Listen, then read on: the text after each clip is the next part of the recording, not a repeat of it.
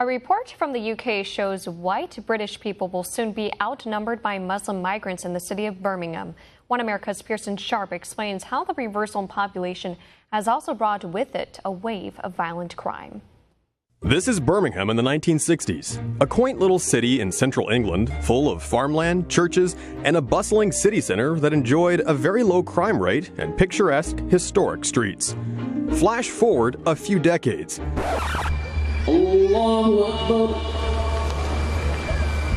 These images aren't from Iran, Iraq, or Afghanistan. No, this is modern-day Birmingham.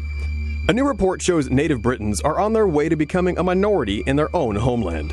The latest demographics from Birmingham reveals that nearly half of those in the UK's most multicultural city are migrants or foreign-born.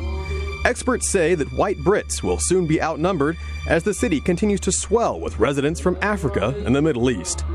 There are people from roughly 200 countries living in Birmingham, and some 50,000 of them don't speak any English at all. Immigrants make up 60% of Birmingham's growth over the last decade, but have also brought with them a massive spike in crime. Over the last few years, Muslim migrants have created areas of Birmingham known as no-go zones, places where non-Muslims are not welcome. This racist message was spray-painted on a wall in an inner-city ghetto of Birmingham in August of 2017. Native Brits say that it's a sad truth these areas are here to stay, and claim that many migrants have no intention of integrating or becoming British. Government officials say that similar graffiti has appeared in other areas in recent years, condemning the hateful vandalism, but taking no action against it. A recent government survey found that white residents in Birmingham feared for their safety and said parts of the city were now off limits. In fact, the city has become the so-called capital of jihadism in England. 1 in 10 of the UK's convicted Islamic terrorists comes from Birmingham. The neighborhood of Sparkbrook is more than 70% Muslim and has become a byword for radical Islamism in England. Houses there have been turned into bomb-making factories and were used in the deadly attacks on London's subway system in 2005 that killed 52 people. Muslim extremists have concentrated into several enclaves throughout the city, producing 26 of England's 269 convicted terrorists. One journalist who visited the city, Ross Kemp, said Birmingham is so violent he has to wear the same body armor he wore in Syria for protection. We want to end Islamic immigration, stop building mosques and madrasas, stop the funding coming in from Saudi Arabia, only for a limited time.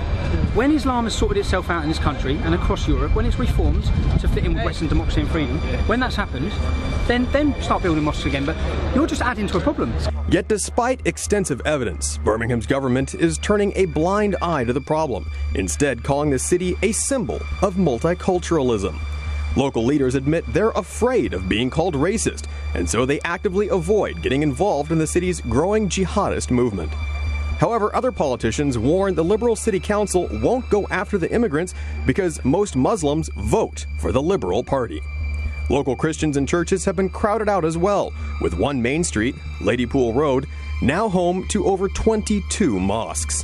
Also on the rise are cases of children being sexually exploited by gangs of Muslim men, usually from Pakistan. Local counselors and experts warn that parents are being kept in the dark about such dangers, with the Birmingham Council refusing to alert parents to the situation. One gang member is suspected of raping 3 schoolgirls, but was bailed out on each occasion.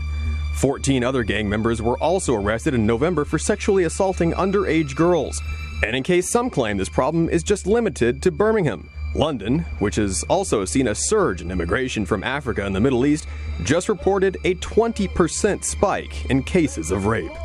Acid attacks, once unheard of in England but common in India and the Middle East, are also on the rise, along with a 30% increase in murders. Our message to all of the shops here, all of the businesses, is to fear Allah, fear God, give up the sale of alcohol, join us to command good and forbid evil. Police say they're baffled by the sharp increase, despite a shocking 84% of child grooming and rape cases in the UK involving gangs of Muslim men. Experts predict native white Britons will be a minority in their own country by the year 2050.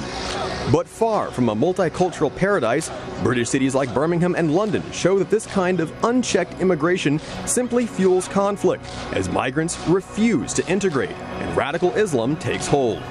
With politicians who protect the guilty simply for votes and police so afraid of being branded racist that they won't tackle the issue, the government is creating ghettos rife with crime and Islamic extremists. Birmingham is a bellwether for the West. Open-door mass migration policies are failing, but whether or not the British government takes action to end the problem remains to be seen. Pearson Sharp, One America News.